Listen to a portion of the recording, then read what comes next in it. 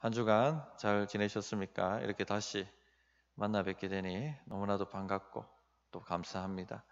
우리 또 실시간 예배하시는 우리 온라인으로 또 예배하시는 우리 모든 성도님들도 함께 이 시간 온전히 드리시기를 바라고 또 이렇게 영상으로 보게 된 것도 반갑고 감사합니다. 안 되는 인생 이유가 있습니다. 자주 말씀드리지만 복을 줘도 취하지를 못합니다. 출애굽했던 이스라엘 백성들 앞에 약속의 땅을 가져다 줘도 어떻게 합니까? 취하지 못하죠. 그냥 걷어차 버립니다. 오늘 우리가 읽은 본문 말씀에 예수님 고향 마을 사람들이 그와 같은 사람들입니다. 예수님이 오셨습니다. 죄를 용서해 주시기 위해 오셨죠. 귀신을 쫓아내기 위하여 오셨습니다. 마귀의 나라를 멸하시고 구원의 은혜를 주시기 위해서, 질병도 치유하시고 인생의 근본적 문제도 해결해 주시기 위해서 오셨습니다.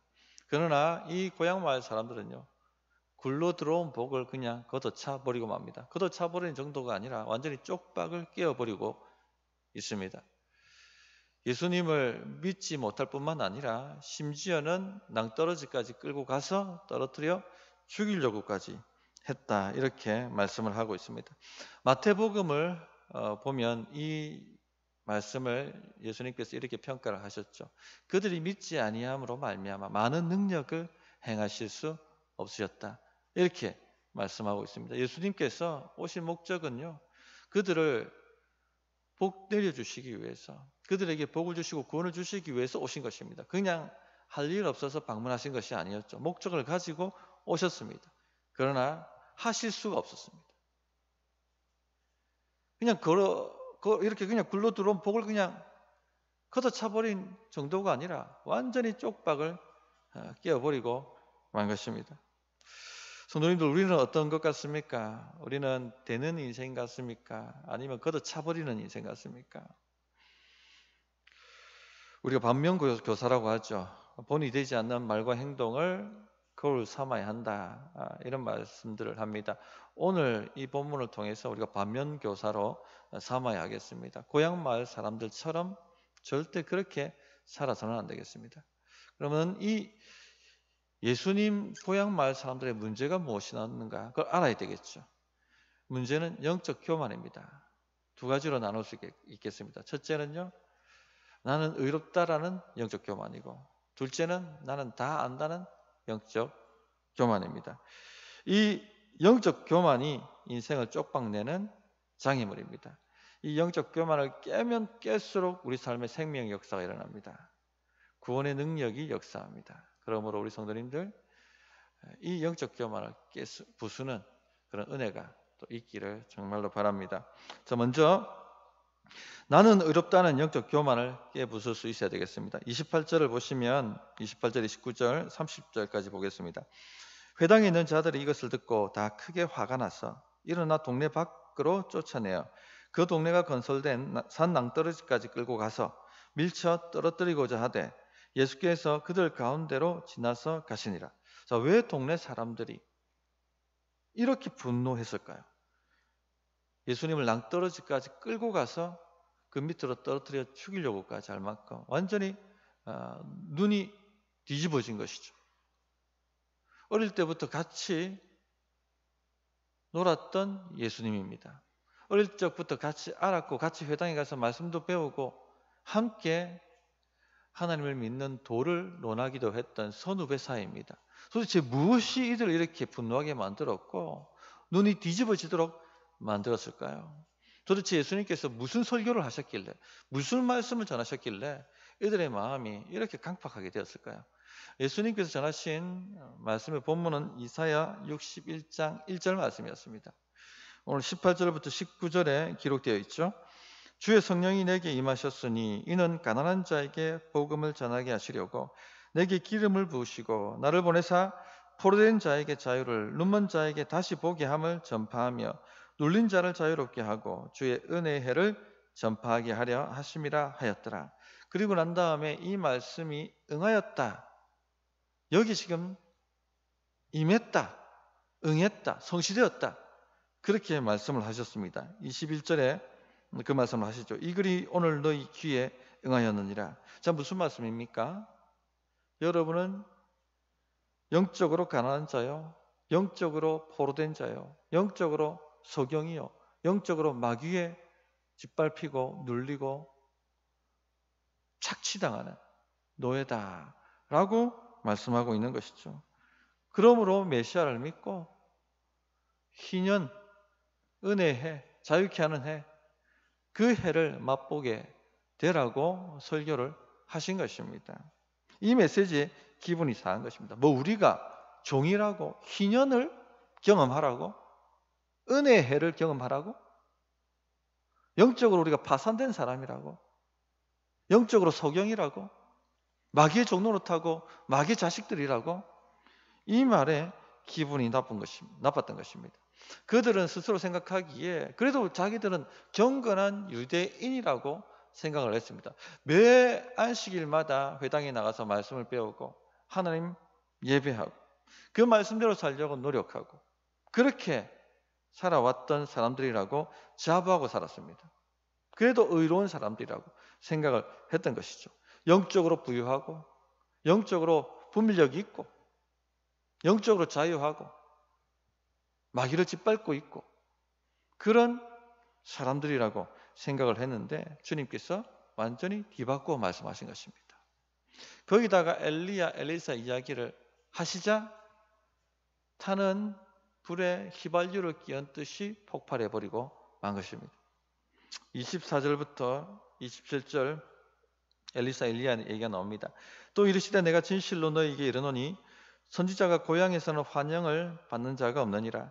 내가 참으로 너에게 이르노니 엘리야 시대에 하늘이 3년 6개월간 닫히어 온 땅에 큰 흉년이 들었을 때에 이스라엘에 많은 가부가 있었을 때 엘리야가 그중 한 사람에게도 보내심을 받지 않고 오직 시돈 땅에 있는 사렙다의 한 과부에게 뿐이었으며 또 선지자 엘리사 때에 이스라엘에 많은 나병 환자가 있었을 때 그 중에 한 사람도 깨끗함을 얻지 못하고 오직 수리아 사람 나아만 뿐이었습니다.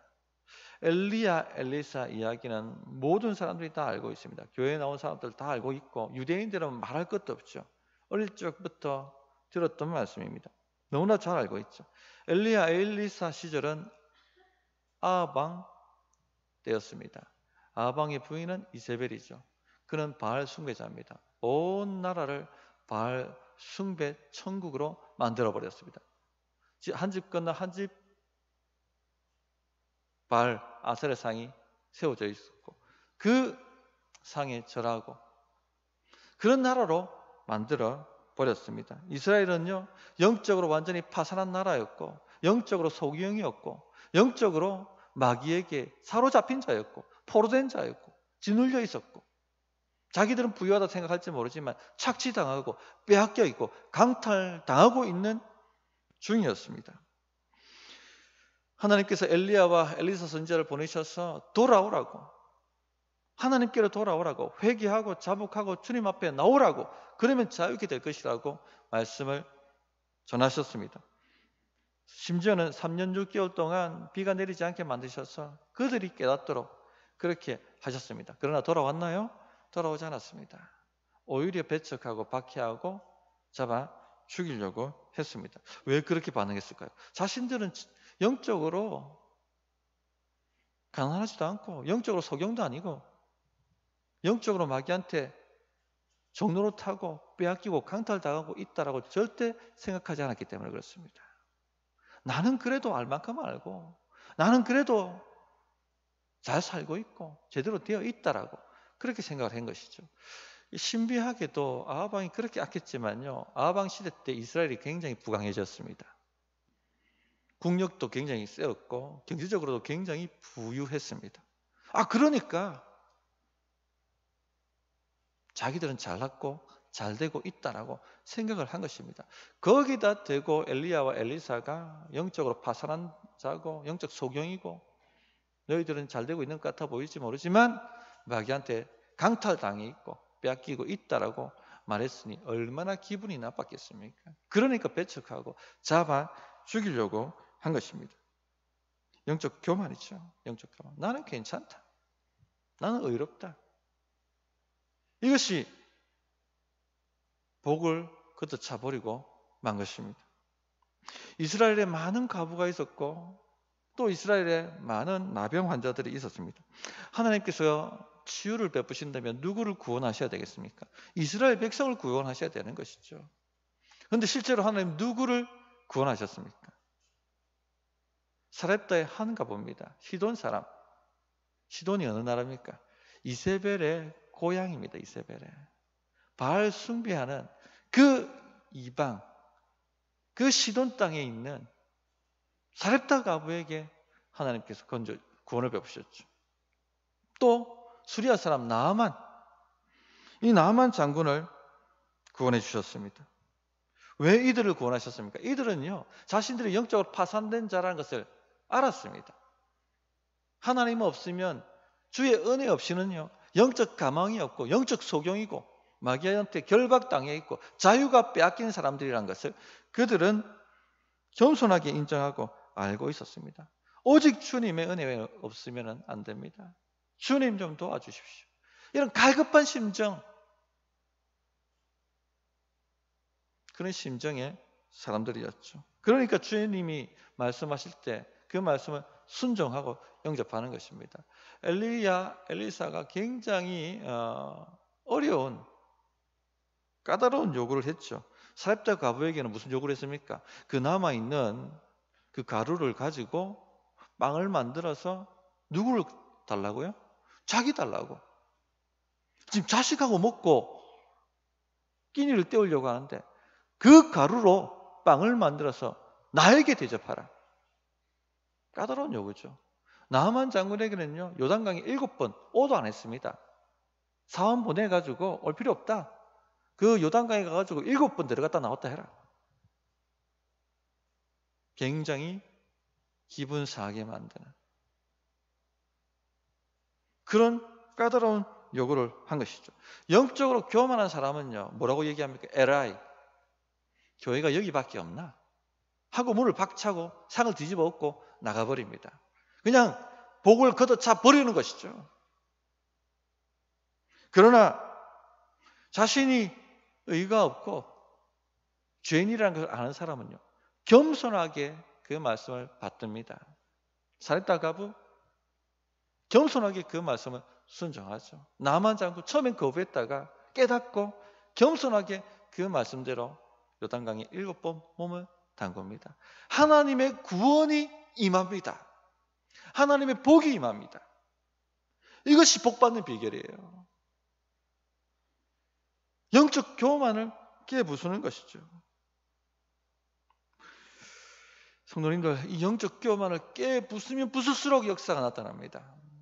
이 영적 교만이 우리 발목을 잡고 우리 앞길을 막아서는 장애물입니다.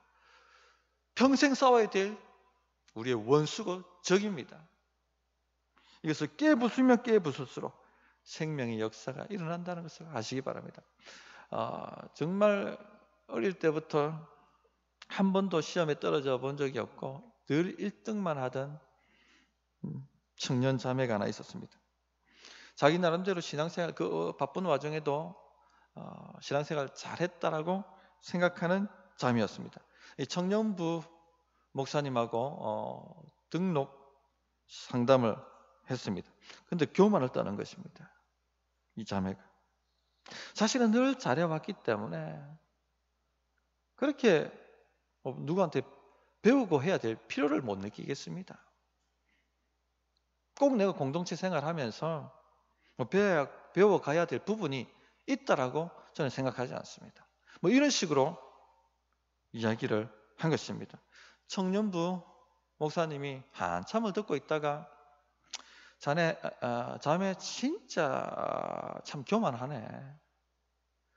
자매는 자기가 하나님을 참 잘 알고 있다 생각하지만 내가 볼 때는 하나님을 전혀 알지 못하는 사람 같아. 하나님도 교만한 사람을 받지 않으니까 우리 교회 올 필요가 없어 하고 자리를 박차고 일어난 것입니다. 그 말에 이 자매가 충격을 받았습니다.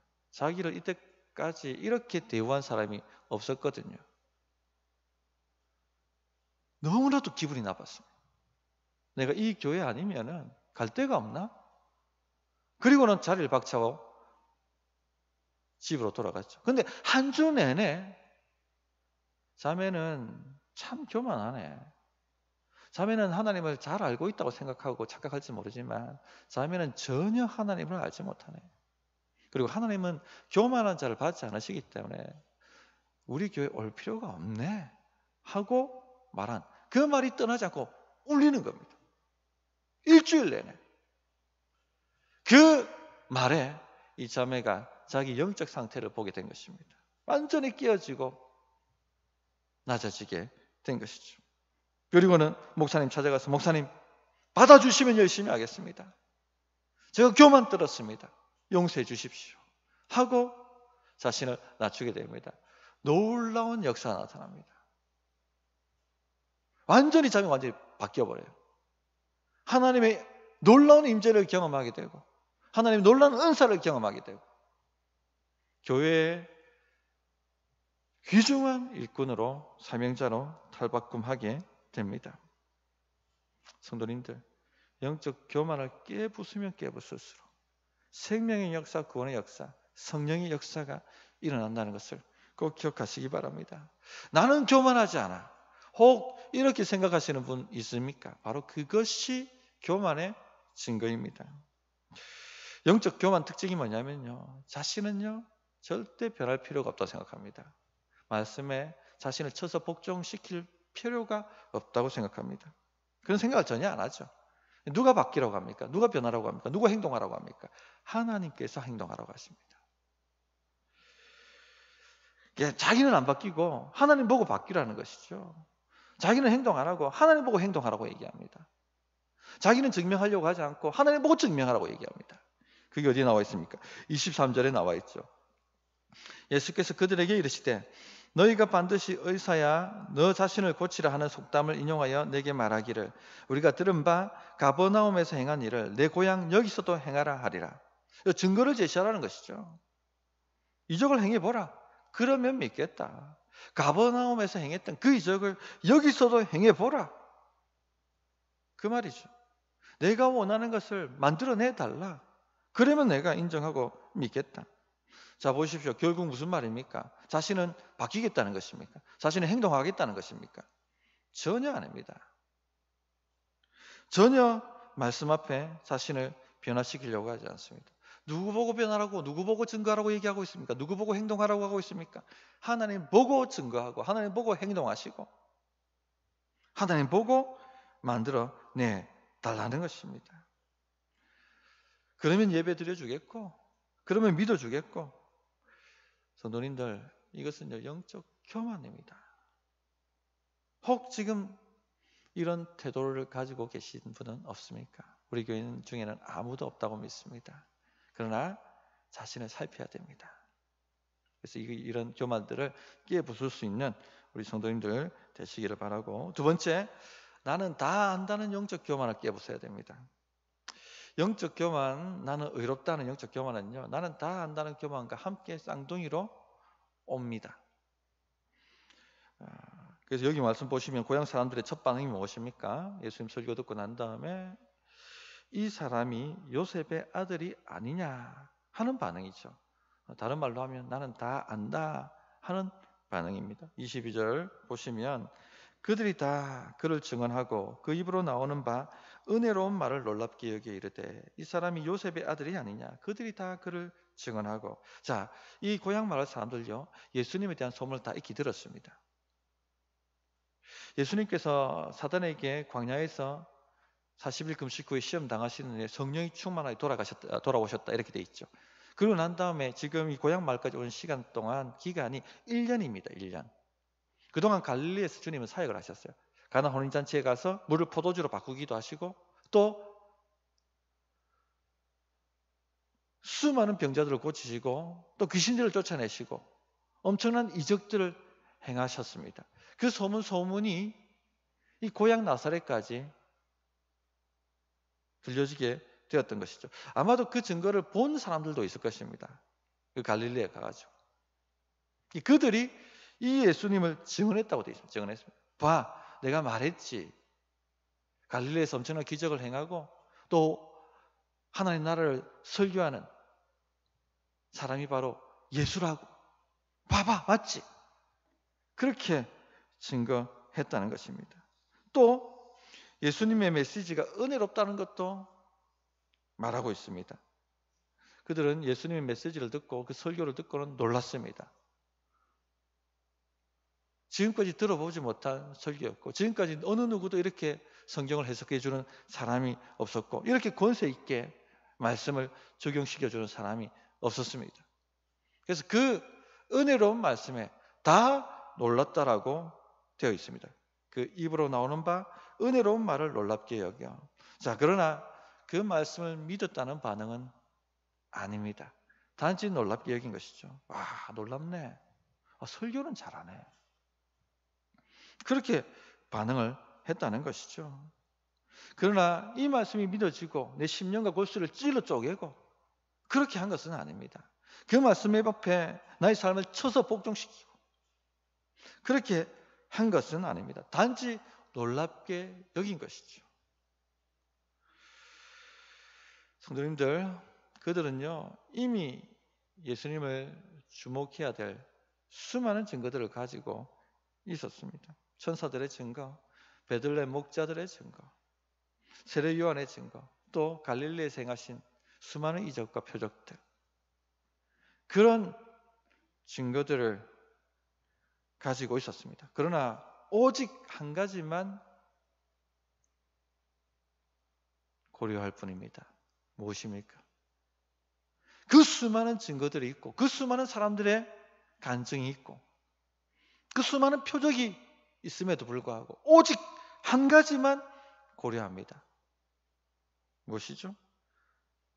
다 필요 없고 그는 요셉의 아들이 아니냐. 이것 한 가지밖에 고려하지 않는 것이죠. 그 무슨 말입니까? 나는 다 안다. 나는 다 알고 있다. 엄청난 영적 교만이죠. 예수님께서 이 태도를 책망하셨습니다. 24절.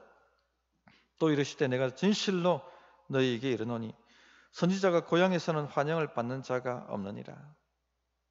엘리사, 왜 그 당시 이스라엘 백성들이 박해하고 거부하고 죽이려고 했습니까? 다 안다는 교만 때문입니다. 우리도 성경 알고 있고 우리도 하나님 경배하는 사람들이고 우리도 아브라함의 조상이고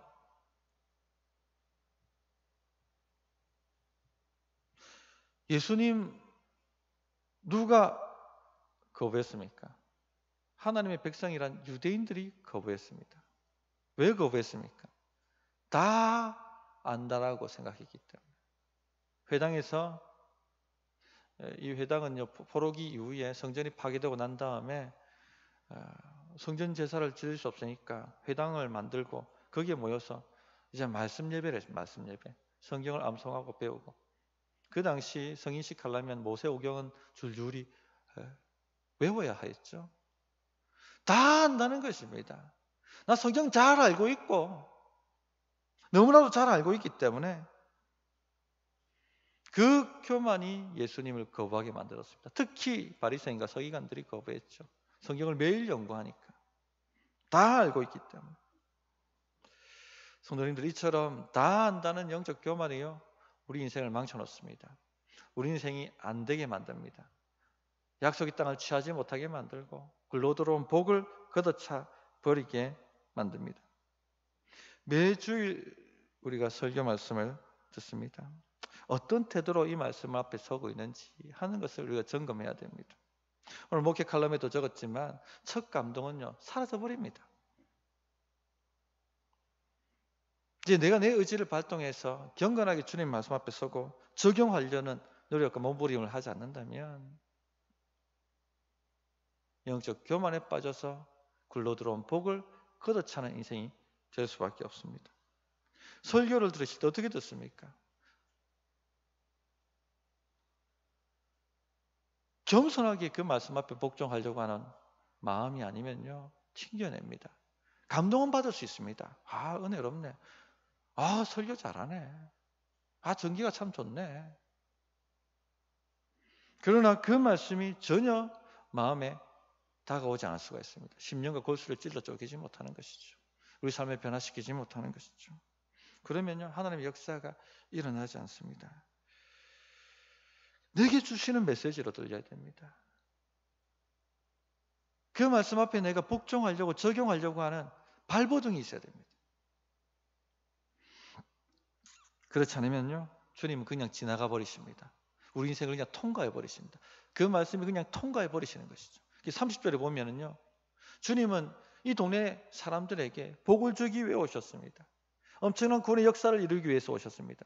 마귀에게 종노릇하는 것 해방시키기 위해서, 오히려 마귀를 결박하고 강탈하고, 그래서 그들을 부유케 하기 위해서 오셨습니다. 그러나요, 오직 한 가지 표적만 행하셨죠. 그들 가운데를 그냥 지나가신 거예요. 잡아 죽이려고 하는 그들 가운데 그냥 지나가시는 기적밖에 행하신 것이 없습니다. 얼마나 안타까운 일입니까? 우리 인생 가운데 오셔서 우리를 복 주시려고 오셨는데 복 주실 수 없어서 그냥 지나가는 표적밖에 행하실 수 없었다. 주님이 오셔서 그냥 지나가시는 것 어렵습니다. 목적을 가지고 오셨기 때문에. 근데 그냥 지나갔다. 얼마나 어려운 이 일이 이 동네 마을 사람들에게 일어난 것입니다. 성도님들, 설교가 은혜되네. 그거하고 전혀 우리 구원하고 관계없습니다. 설교 잘하네. 그거하고 전혀 우리 삶에 복하고 관계없습니다. 그 말씀이 내 심령과 골수를 찔러 쪼개는 역사가 나타나야 되는 것입니다. 감동이 없더라도,